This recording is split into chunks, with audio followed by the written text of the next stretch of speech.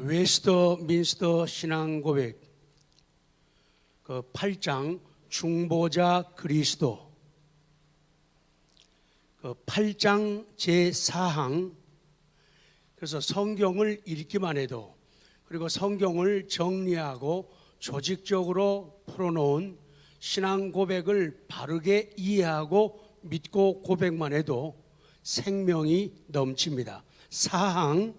자, 쭉 우리 기도하는 믿음으로 같이 읽습니다. 이 직분 시작.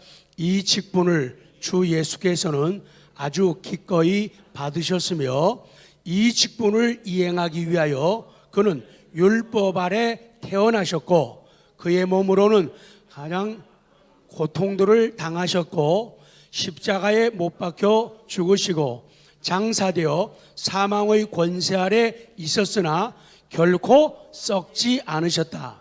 사흘 만에 그는 죽은 자 가운데서 다시 살아나셨으되 그가 고통당하셨던 바로 그 몸을 가지고 또한 하늘에 오르셨으며 거기서 그의 아버지의 우편에 앉으셔서 간구하시고 세상 끝날에 사람들과 천사들을 심판하기 위하여 다시 오실 것이다. 이것이 중보자 그리스도에 대한 8장 4항의 신앙 고백이에요. 자, 이제 니은 성경의 증언, 이런 신앙 고백들은 어디서 근거되고 어떻게 표현되었는가? 자, 이 직분을 주 예수께서는 아주 기꺼이 맡으셨다. 이것이 처음 나오는 신앙 고백이에요. 우리 본문 시편 40편 7절 시작. 그때에 내가 말하기를 내가 왔나이다. 나를 가리켜 것이 두루마리 책에 있나이다. 나의 하나님이여 내가 주의 뜻 행하기를 즐기오니 주의 법이 나의 심중에 있나이다. 아멘. 이 40편 7절과 8절 7절에서 내가 말하기를 내가 왔나이다. 이것은 예수님이 자발적인 하나님, 성부 하나님에 대한 동의를 나타내 자발적으로 내가 왔나이다. 동의하는 것이에요. 나를 가리켜 기록한 것이 두루마리 책에 있나이다. 그러게요. 그리고 이 말씀이 신약 히브리서 10장 5절에서는 예수 그리스도 중보자 그리스도에 대한 말씀이라고 이 히브리서 기자가 그대로 인용을 하고 있어요. 자, 히브리서 10장 5절 지금 확인하는 거예요. 시작. 그러므로 주께서 세상에 임하실 때에 이르시되 하나님이 제사와 예물을 원하지 아니하시고 오직 나를 위하여 한 몸을 예비하셨도다. 번제와 속죄제는 기뻐하지 아니하시나니 이에 내가 말하기를 하나님이여 보시옵소서. 두루마리 책에 나를 가리켜 기록된 것과 같이 하나님의 뜻을 행하러 왔나이다 하셨느니라. 8절 위에 말씀하시기를 주께서는 제사와 예물과 번제와 속죄제는 원하지도 아니하시고 기뻐하지도 아니하신다 하셨고 이는 다 율법을 따라 드리는 것이라. 9절 시작. 그 후에 말씀하시기를 보시옵소서. 내가 하나님의 뜻을 행하러 왔나이다 하셨으니 그 첫째 것을 폐하심은 둘째 것을 세우려 하심이라. 10절 시작. 이 뜻을 따라 예수 그리스도의 몸을 단번에 들이심으로 말미암아 우리가 거룩함을 얻었노라. 아멘. 요한복음 10장 18절 시작. 이를 내게서 빼앗는 자가 있는 것이 아니라 내가 스스로 버리노라. 나는 버릴 권세도 있고 다시 얻을 권세도 있으니 이 계명은 내 아버지에게서 받았노라 하시니라. 아멘. 빌립보서 2장 8절 시작. 사람의 모양으로 나타나사 자기를 낮추시고 죽기까지 복종하셨으니 곧 십자가에 죽으심이라. 아멘. 그래요. 지금 사항에서 예수님께서는 이 직무를 매우 기꺼이 받으셨다는 거예요. 자신에게 주어지는 쓴잔, 그 비하되는 모든 부분들을 예수님은 기꺼이 받으셨다. 그래서 우리가 하나님의 영광을 위해서 우리의 아름다운 복과 은혜를 위해서 주어지는 낮아짐, 모든 비하를 기꺼이 받을 수 있는 그런 모습이 예수님의 뒤를 따르는 모습이죠. 그리고 예수님은 이 직무를 수행하기 위해 율법 아래 나셨어요. 그리고 율법을 완전히 성취하셨어요. 율법을 없애려고 온 것이 아니라 율법을 온전케 하려 오셨다. 예수님은 그의 영혼 안에서 지극히 극심한 괴로움을 직접 받으십니다. 그리고 그의 몸으로는 극심한 고통을 참고 십자가에 못 박혀 죽으시고 그리고 장사되십니다. 그리고 사망의 권세 아래에 머물러 계셨지만은 썩지 않았다. 3일 만에 예수님이 고난 받으셨던 그 동일한 몸으로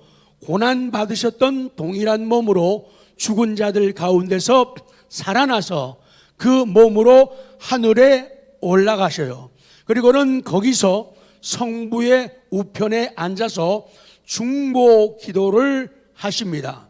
그리고 세상 끝에 사람들과 천사들을 심판하기 위해 다시 오신다. 이것이 우리의 신앙 고백이에요. 그 다음 이 직분을 이행하기 위하여 그는 율법 아래 태어나셨다. 갈라디아서 4장 4절이 증언하십니다. 시작. 때가 차매 하나님이 그 아들을 보내사 여자에게서 나게 하시고 율법 아래 나게 하신 것은 이유를 말하고 있어요. 그 다음에 신앙 고백이 이어집니다. 율법을 온전히 성취하셨다. 마태복음 3장 15절 시작. 예수께서 대답하여 이르시되 이제 허락하라. 우리가 이와 같이 하여 모든 의를 이루는 것이 합당하니라 하시니 이에 요한이 허락하는지라. 원래 예수님이 세례 받으시면 안 돼요. 그러나 우리의 구원을 위해서 예수님이 세례를 받으신다. 세례를 받는다는 것은 예수님이 우리를 위한 죄인됨을 허락하신다는 그런 말씀이에요. 마태복음 5장 17절 시작. 내가 율법이나 선지자를 폐하려 온 줄로 생각하지 말라. 온 것이 아니요 완전하게 하려 함이라. 그렇죠. 그 다음 신앙 고백이 이어집니다. 자신의 영혼이 가장 극심한 고뇌들을 직접 겪으셨다는 것이 성경을 통한 우리의 고백입니다. 마태복음 26장 37절 시작. 베드로와 세베대의 두 아들을 데리고 가실새 고민하고 슬퍼하십니다. 38절. 이에 말씀하시되 내 마음이 매우 고민하여 죽게 되었다. 너희는 여기 머물러 나와 함께 깨어 있으라고 말씀하죠. 누가복음 22장 44절 시작. 예수께서 힘쓰고 애써 더욱 간절히 기도하시니 땀이 땅에 떨어지는 빗방울같이 되더라. 마태복음 27장 46절 시작. 제9시쯤에 예수께서 크게 소리질러 이르시되 엘리 엘리 라마 사박다니 하시니 이는 곧 나의 하나님 어찌하여 나를 버리셨나이까 하는 뜻이라. 이렇게 증언됩니다. 그 다음 신앙 고백은 이어집니다. 그의 몸으로는 가장 아픈 고통들을 당하셨다. 성경은 증언합니다. 마태복음 26장 27절 시작. 또 잔을 가지사 감사 기도하시고 그들에게 주시며 이르시되 너희가 다 이것을 마시라. 예수님의 흘리신 피를 말씀하는 거예요. 자, 그 다음 십자가에 못 박혀 죽으십니다. 빌립보서 2장 8절 시작. 사람의 모양으로 나타나사 자기를 낮추시고 죽기까지 복종하셨으니 곧 십자가에 죽으심이라. 이어지는 신앙 고백은 장사되어 사망의 권세 아래 있었으나 결코 썩지 않으셨다.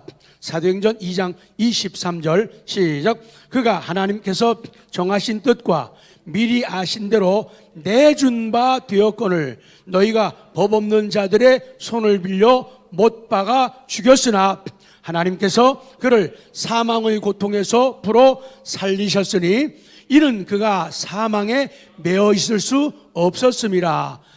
사도행전 2장 27절 이는 내 영혼을 음부에 버리지 아니하시며 주의 거룩한 자로 썩음을 당하지 않게 하심 것이미로다. 아멘. 사도행전 13장 37절 시작. 하나님께서 살리시는 이는 썩음을 당할 아니하였나니. 로마서 6장 9절 시작. 이는 그리스도께서 죽은 자 가운데서 살아나셨음에 다시 죽지 아니하시고 사망이 다시 그를 주장하지 못할 줄을 알미로라.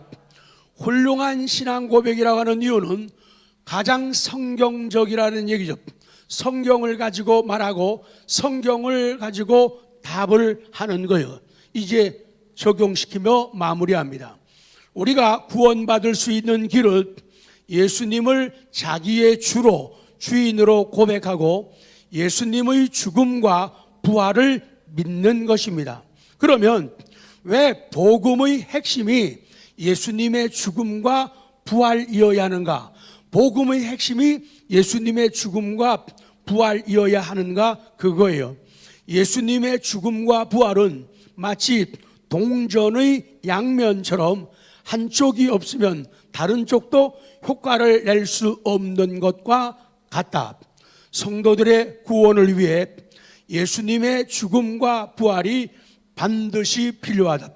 나의 구원을 위해서 예수님의 죽음, 비하가 필요하고 나의 구원을 위해서 예수님의 승귀, 부활, 승천, 재림이 필요하다. 자, 넘어갑니다. 왜냐하면부터 보겠습니다. 왜냐하면 예수님의 부활이 없으면 죄 없는 부활체를, 죄가 없는 부활된 몸을 입을 수가 없기 때문에 예수님의 부활이 있어야 돼요. 고린도전서 15장 13절 시작. 만일 죽은 자의 부활이 없으면 그리스도도 다시 살아나지 못하였으리라. 그런 진리입니다. 예수 그리스도의 부활의 목적은 성도들의 부활을 위한 겁니다. 예수님의 부활의 목적은 나를 부활시키기 위한 것이고 여러분을 부활시키기 위한 것입니다. 예수님의 부활은 부활하신 예수님을 직접 목격한 증인들이 허다할 정도로 역사적으로 확실한 사건이에요. 증인들이 한두 명이 아니라 500명도 넘고 수많은 사람들을 여러 차례 예수님이 나타나셔가지고 증거를 보이시죠. 역사적으로도 예수님의 부활이 실제 육신의 부활인 것을 역사가 증명을 하고 있기 때문에 예수님의 부활을 과학적으로 다시 증명하려는 것은 어리석은 일이에요. 다 증명된 사실이에요. 역사학자 유세비우스가 예수님의 부활에 대해서, 십자가의 죽음에 대해서 빌라도에게 보낸 빌라도의 그 보고서가 지금도 현존해 있다는 분명한 사실이에요. 예수님에 대해서 기록하고 예수님의 죽으심에 대해서 기록하고 병정들이 지켰고 그리고 부활했으며 성천한 모든 사건들을 그대로 보고서를 빌라도에게 드리는 그 보고서가 남아 있습니다. 쭉 내려갑니다. 하나님이신 예수님은 인간의 몸을 입으시고 성육신하셔서 십자가에서 죽으심으로 인간의 죄 문제를 해결하셨고 뿐만 아니라 자신이 부활하심으로 우리 인간들에게 부활체, 부활의 몸을 입혀주셨고 성삼위 하나님과 함께 영원히 살 수 있는 영생의 길을 열어주셨어요. 그렇습니다. 복음의 핵심은 예수님의 죽음과 부활이라고 요약이 되어집니다. 사랑하는 성도 여러분, 부활이 얼마나 중요하고 얼마나 감사한가. 부활이 없다면 우리의 믿음도 거짓이다. 여러분들도 헛수고하는 것이고 저도 헛수고하는 것이에요. 부활이 얼마나 중요하고 얼마나 감사한가. 부활이 중요하고 부활이 감사하니까 부활을 기뻐하는 부활절이 의미가 있는 거예요. 그리고 부활주일이 소중하게 다가오는 거예요. 믿어지니까 전파하고 믿어지니까 신앙 고백을 하는 거예요. 자, 성경 읽고 마칩니다. 자, 고린도전서 15장 14절부터 자, 시작. 그리스도께서 만일 다시 살아나지 못하셨으면 우리가 전파하는 것도 헛것이요 또 너희 믿음도 헛것이며 또 우리가 하나님의 거짓 증인으로 발견되리니 우리가 하나님이 그리스도를 다시 살리셨다고 증언하였습니다. 만일 죽은 자가 다시 살아나는 일이 없으면 하나님이 그리스도를 다시 살리지 아니하셨으리라. 만일 그리스도 안에서 우리가 바라던 것이 다만 이 세상의 삶뿐이면 모든 사람 가운데 우리가 더욱 불쌍한 자이리라. 그러나 이제 그리스도께서 죽은 자 가운데서 다시 살아나사 잠자는 자들의 첫 열매가 되셨도다. 아멘.